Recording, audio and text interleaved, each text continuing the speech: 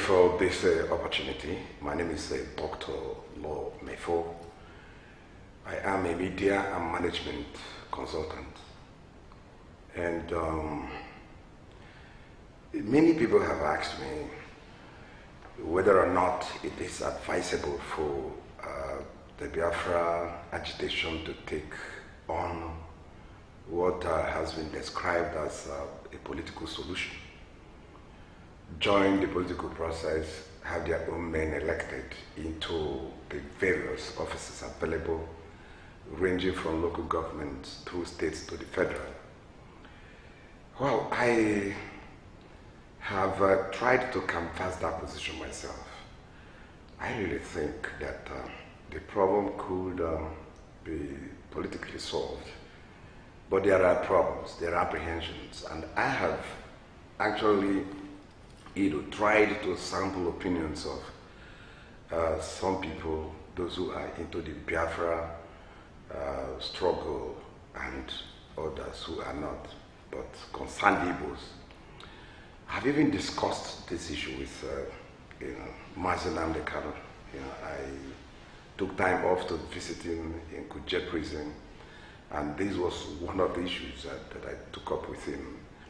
And he gave very concise answers. And his major worry is that what we call democracy in Nigeria today is not one yet. And that even if IPOP reconsiders its position and takes on the political process, if they win elections, there are no guarantees that their members will be declared the winners. And that is also my concern. I have looked at the country's political terrain, our democracy, the way it is.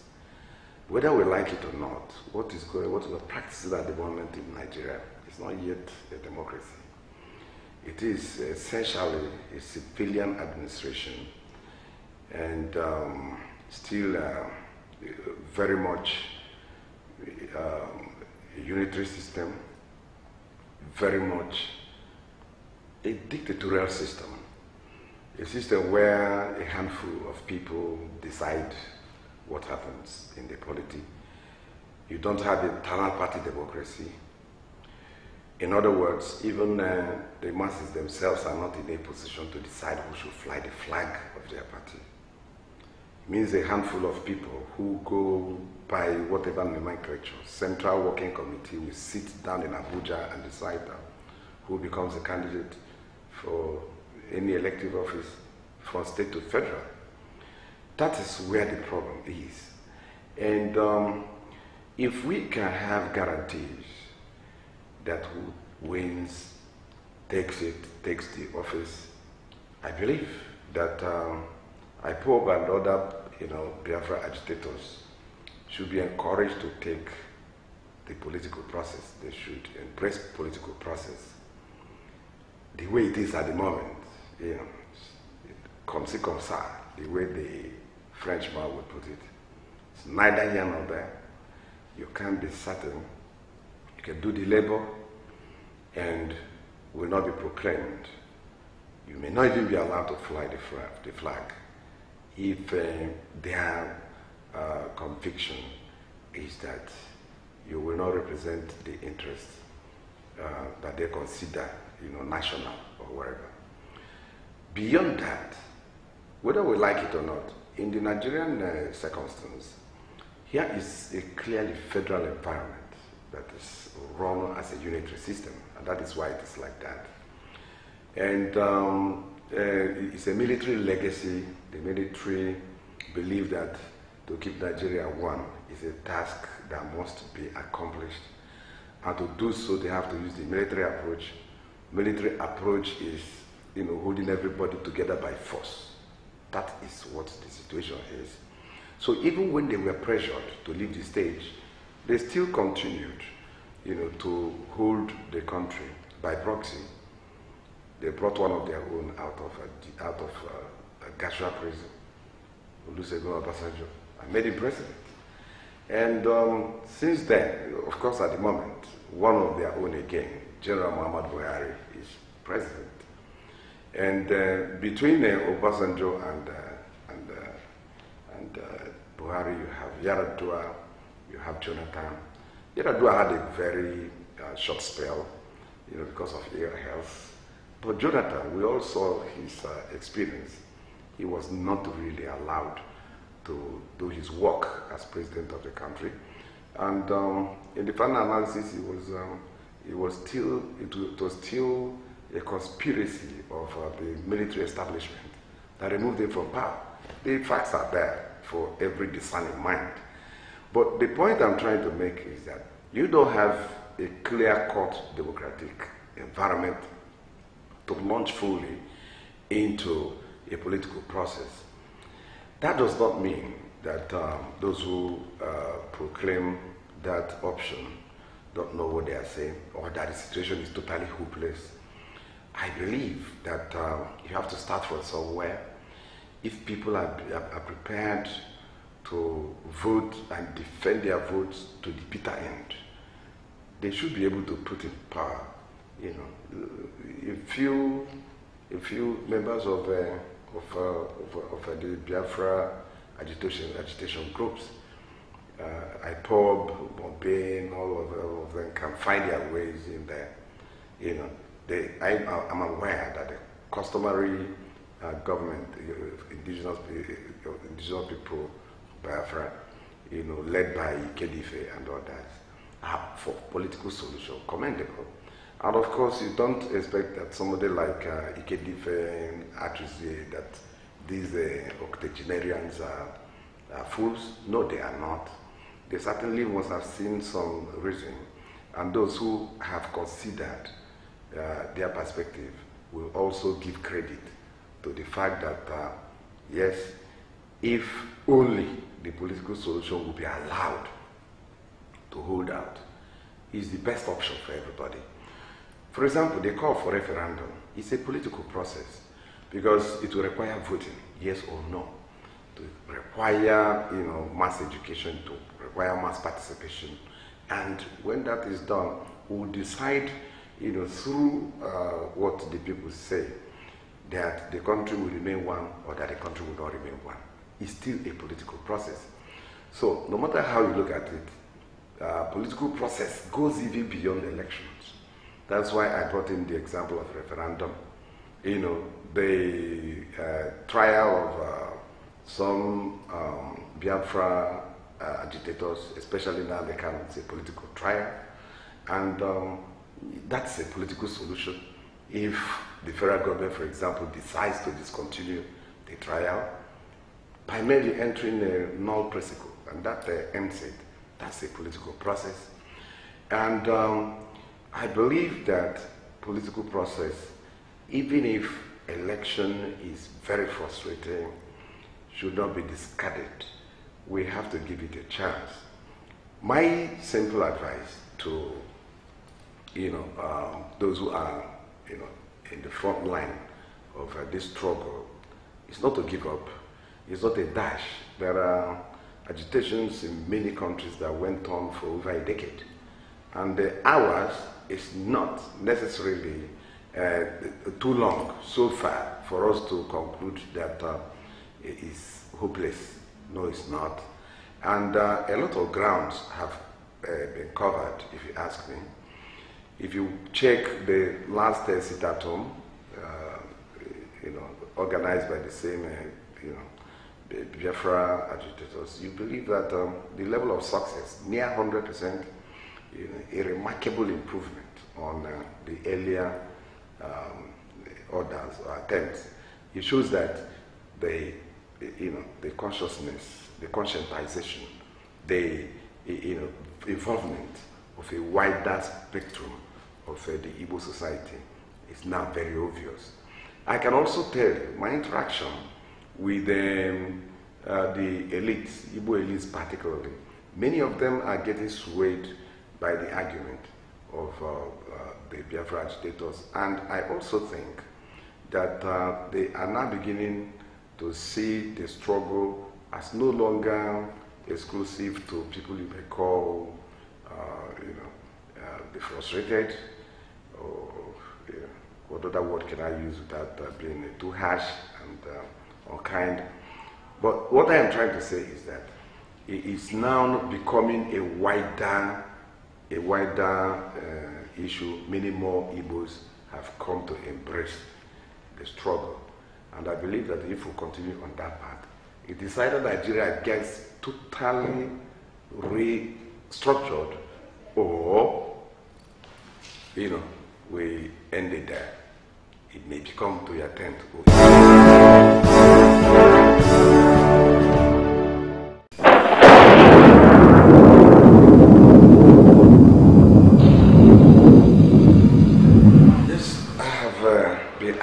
Also questions over my understanding of the emerging concept called the Biafra ideology.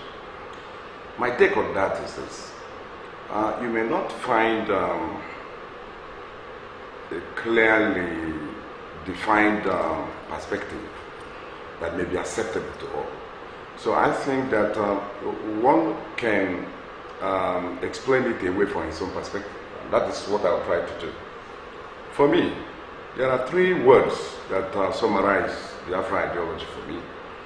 And one is self-reliance. The other is self-determination. And then the other is a full democracy. These three dimensions, those are the things I see that culminate in what we call the Biafra ideology. And there may be other ancillary, considerations to add up to it, but I see these three dimensions as the main planks, holding the concept itself. As a precept that tries to underscore human existence, especially as one or a people strive to take care of their existential needs, answer their existential questions. What you are confronted with immediately is the urgent need, for you to have an ambience that allows you to fully express yourself. And that is one major promise that democracy holds. And that is why the Igbos, I believe, are very strong, because their culture is democratic in nature. They are egalitarian. They are not afraid to venture, to take the first step, no matter how hazardous such a step may be. And as they do so, they've been able to conquer their fears. And that has taken them to the frontiers of both Nigeria and the world. I'll be surprised to find any place, anywhere in the world, where you have a fairly sizable human population where you do not find an Igbo man. And that's it. And why is he in a constant quest to conquer his fears, conquer his environment, and advance his cause? Is because of the inherent need in their culture to be self-reliant. The Igbo culture promotes individualism. The Igbo culture doesn't have so much premium for what we call the sense of collective. And it is not the only culture you find that is like that. You find that in the Japanese culture as well. And the Igbo culture, much like the Japanese culture, is such that nobody wants to listen to the story of how you failed. In fact, you better don't come back if you do. It's better you succeed and return and tell the story of how you succeeded. That's, self-reliance. It means that the Igbo man is prepared, empowered by his culture, emboldened by his culture to, not only express himself, not only to live in total freedom, but to also take care of himself, fend for his family, and then extend a hand of goodwill and fellowship to extended family and, village, town, church, and all that. you find that is self-reliance. The Igbo man, you know, if you look at it from that perspective, you know, he is likely, very much likely to succeed than people who are coming from other climes. Not because he is necessarily more intelligent. I don't think so. I think what the Igbo man has going for him is the culture that promotes this self-reliance. And I talked about self-determination. Self-determination here talks about the sense of collective. It talks about, you know, nationhood. The Igbos are an ethnic, society. That means, you know, if not for anything, by language and their culture, they are a homogeneous people. Even though within the Igbo language you will find some differentiations in terms of dialects and all that, but essentially it is Igbo. It's one language, and the one way to test that it's one language, no matter how strange the Igbo dialect may sound, you don't need to stay in that environment more than 3 days to join, you know, in the understanding, appreciation, and even, you know, speaking the new dialect in which you have found yourself. That is a test to show that indeed such a people are also part of the contiguous ethnic configuration that you refer to as the Igbo. You know, taking it from there, as a people that number well over 40 million, perhaps over 50 million, you know, they are qualified to be called a race, not just an ethnic group. And a race is a people that, you know, have all it takes to go it all alone. So in a country, if they have to be a part of it, you know, the country must be structured in a manner as to allow them to, you know, the ambience to, you know, really be on their own to a reasonable extent. That is what self-determination is all about. If you suffocate them, if you do not allow them, because of the structures you have in terms of governance, in terms of what obtains in the setting that you refer to as country, they will always find themselves, you know, underdeveloped. Because not that if you go to Igbo states, like Arabra state, you find every place fairly developed, but then it's a far cry from what it could be if they had the opportunity to really determine, you know, their own future and everything. So that's it. Those three issues, you know, self-reliance, you know, democratic environment, and self-determination. Those are the things I see as the Biafran ideology.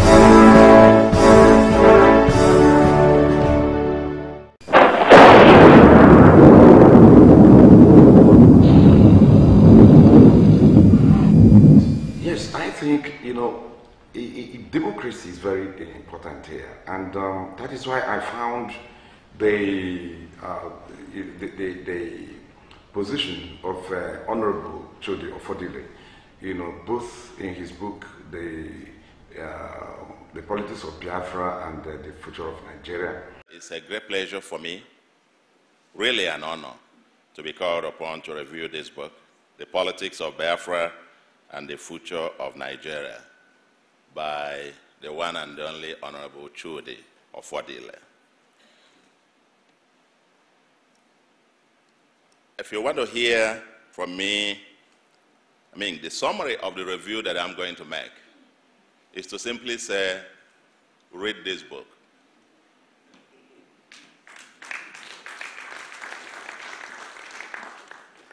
And I've seen some you know, promotional materials online, you know, showing that he is interested in taking up, you know, that issue, you know, the promise of the Biafra ideology, you know, by going into, I believe, you know, electioneering process, maybe take up a position to be able to, you know, express not only himself but also to show clearly how that can be achieved. So if you take it from the book, if you have read it, which himself also authored, The Politics of Biafra and the Future of Nigeria, and what he is saying at the moment, about political process concerning Anambra State elections, it clearly shows how one can access such promise. Igbos should access the promise if and only when they decide to take their destiny in their own hands. And by this I mean, we need to kill ourselves of what we call apathy, political apathy that pervades the Igbo political life. The average Igbo man does not participate in politics. Majority of them are not registered to vote. Majority of them that are registered to vote don't participate in the final elections. So you cannot access such promise if you cannot, empower yourself. And one sure way to empower the Igbos in the Nigerian environment is to fight for their political rights. And fighting for their political rights is not just becoming the president of the country. That, of course, is one of their rights, which must be extended to them. But I think that they should start at home first, from the wards, through, the local governments, through states, before we even begin to talk about the center. Because you have elections done at ward levels. You have councillors who represent the wards. They have to take interest in who that person is. They have to also take interest in who occupies the office of the local government chairman, and more importantly, the state governor. I see it is very sad to see the kind of leadership we have in the Southeast at the moment, the kind of governors we have, very docile, very, selfish, very disinterested, and they just leave the people to be on their own. And, they have left it as a self-help thing. So if you want to develop, you have to develop yourself. You have to take care of your security, your water, your food, your everything. Then you begin to wonder, what then is the essence of governance? So I think they should try to seize power. That is why I approve of Biafra agitation, because it's one way of getting the people to wake up to their responsibilities. If you don't develop yourself, nobody will develop you. The Igbos must see it from that perspective and take the bull by the horns. Go the whole hog through the political process, seize power, and give yourself the promise you have always dreamt of.